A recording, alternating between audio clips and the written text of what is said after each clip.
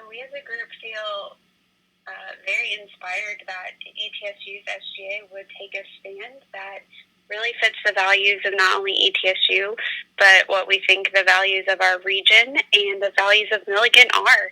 And that Milligan's stated value is that they want to be servant leaders and honor diversity, and their policies don't fit that right now. So while that we do understand that Milligan can be exempt due to religious exemptions from Title IX, it doesn't fit their statement. And so that ETSU taking this stand is, I think, a really good and really brave and really compassionate step towards change in our community. We have not had any communication with the Milligan administration based on the petition.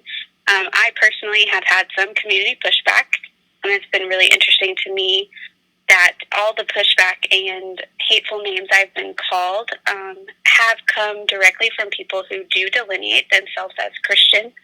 And that's been really surprising to me, because I believe in the same God that they do. I would call myself a Christian, and I don't believe that calling anyone a hateful name, even if we just disagree on something, is part of what God teaches us or what the Christian values stand for. And so I have gotten a good bit of pushback in that I'm not being a true Christian or a good person, or that, and just some really hateful names that really we don't need to repeat them, because it's not who I am, and it's not who anyone in this world is, whether they are Christian or not. No one deserves to be called the names that some people are calling. Yeah, so we've been very thrilled and inspired by the support of not only alumni, but sort of the community in general.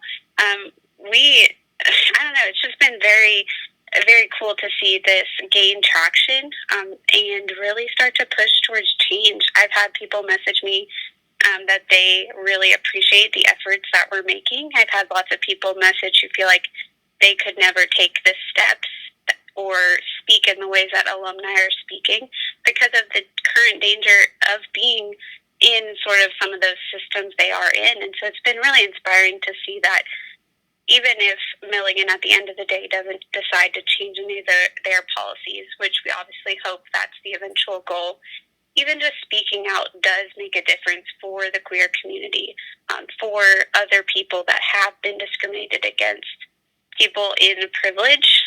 We have the responsibility to recognize our own privilege and not to just sit in it and benefit from it, but to actually use our privilege to work towards change. Yeah, so one of the things I was most inspired by in participating in the meeting, even just as a community member, was something that Connor said, and that was that our voices do really matter, and that as SGA members, as community members, as students, as alumni, our voices do carry power, and that these changes, these social movements are as impactful as we take responsibility for, and that we can use our voices in wise, brave, and compassionate ways to really change our community for the better.